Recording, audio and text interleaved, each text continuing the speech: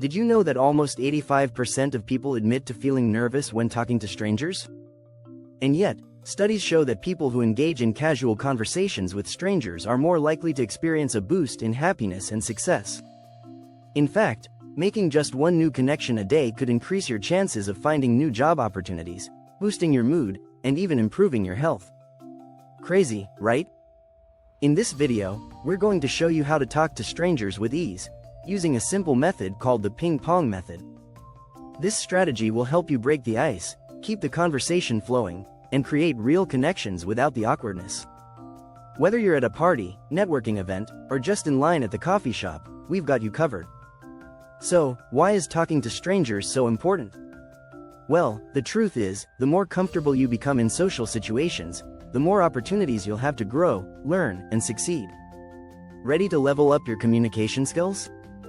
Let's dive into the Ping Pong Method and turn those awkward silences into smooth, engaging conversations. Chapter 1. The Ping Pong Principle. Breaking the ice with confidence. When it comes to talking to strangers, most people feel a bit nervous. But what if I told you there's a way to break the ice easily and confidently? The Ping Pong Method is all about keeping the conversation going like a game of ping pong, where each person takes turns with the ball. You don't need fancy tricks, just a willingness to engage. This method is about balance, not talking over someone or staying silent. The first step is to make eye contact.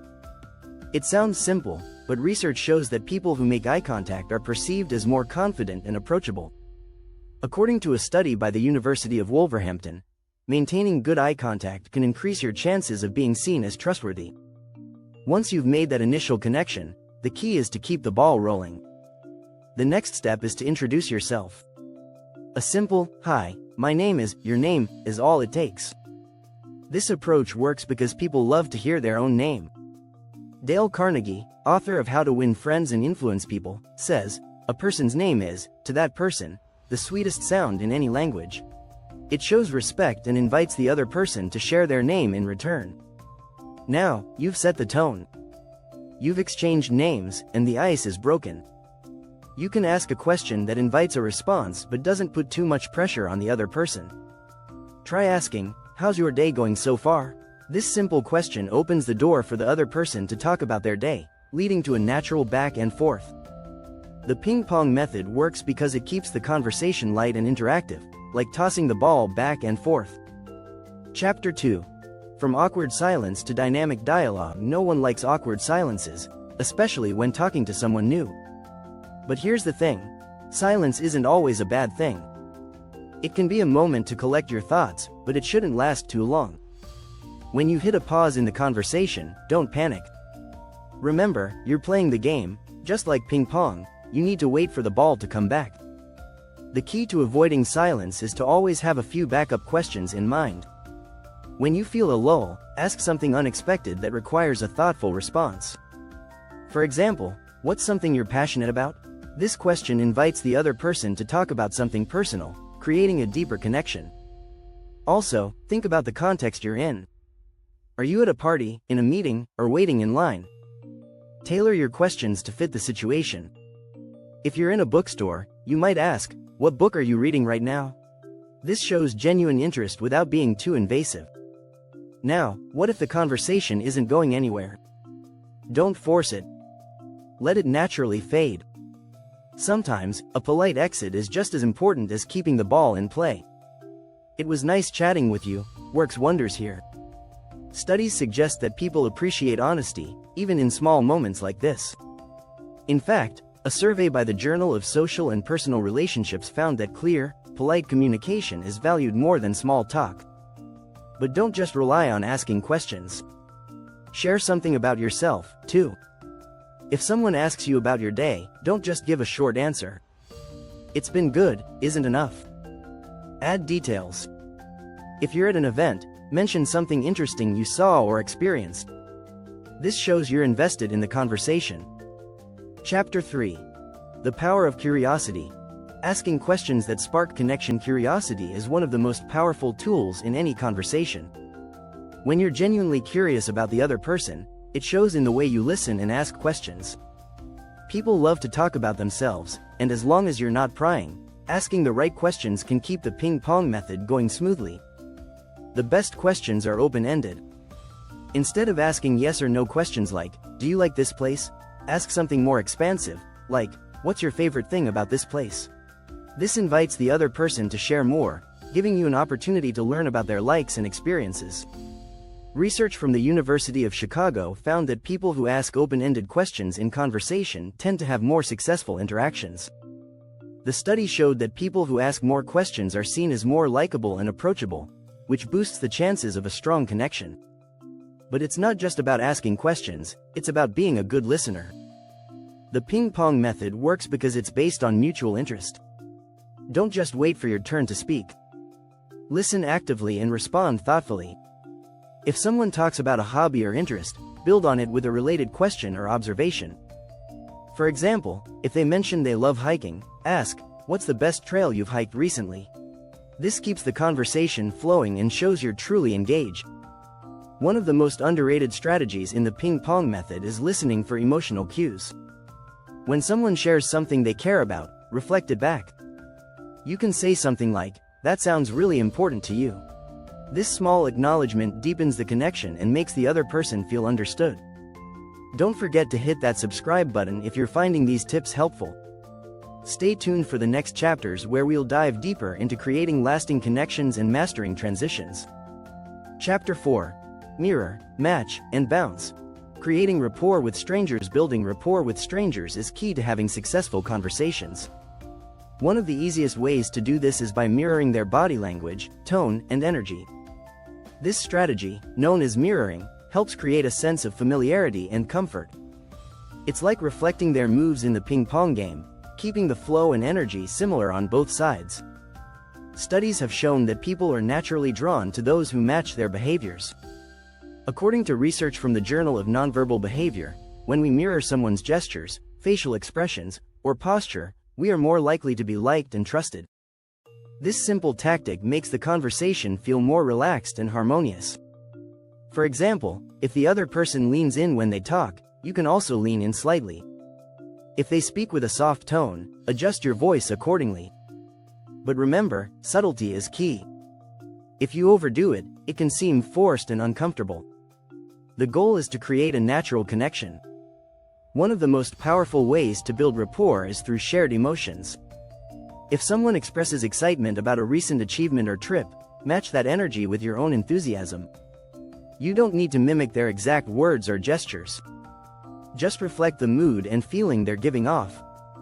Another helpful tip is to pay attention to their speech patterns. If they speak quickly, speed up your responses a little. If they talk slowly, do the same. This creates a rhythm, like bouncing the ping pong ball at the right pace to keep the game interesting. Remember, the key to this technique is to make it feel authentic. People can tell when you're being insincere. So, use mirroring to create an effortless connection, not to manipulate the conversation. By finding that balance, you'll feel more at ease in any social setting. Chapter 5. Keeping the flow. How to transition between topics smoothly. Transitioning between topics is an essential skill when engaging in conversation. The ping pong method teaches us that a smooth change in direction keeps the ball rolling without losing momentum. A conversation that feels like one long, uninterrupted flow can make both people feel more connected. When transitioning between topics, avoid abrupt shifts. Instead, try to link the current subject to something else naturally.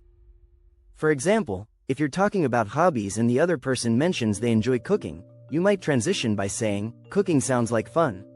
What's the best meal you've ever made?" This creates a seamless flow from one topic to the next. A study by Harvard Business Review found that conversations with smooth transitions tend to be more engaging and enjoyable. The research suggests that when we allow the conversation to shift organically, both participants feel more in sync, which strengthens the relationship. Another tactic to keep the conversation flowing is by using follow-up questions. For instance, if someone tells you they're into painting, ask what kind of painting they enjoy most. Follow-up questions show you're interested and encourage the other person to continue sharing, keeping the dialogue moving forward. To transition effectively, it's also important to gauge the other person's reactions. If they seem engaged in one topic, don't rush to switch.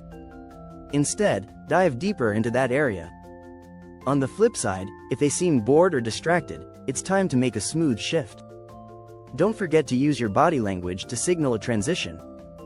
A small gesture like nodding or leaning slightly back can indicate that you're about to change the subject.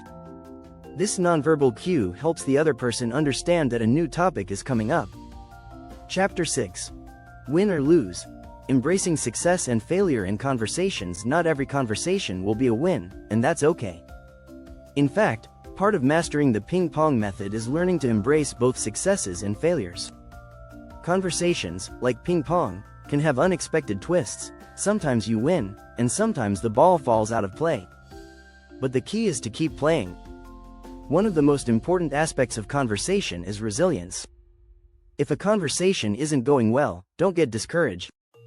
Learn from the experience and keep improving.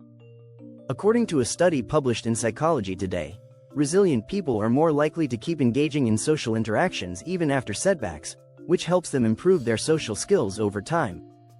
A great example of embracing failure comes from the world of improv comedy. In improv, there are no wrong answers, only opportunities for growth. Every failed attempt is seen as a chance to learn something new. You can apply the same mindset to conversations. Even if a topic doesn't land, it's just part of the process. Don't take it personally.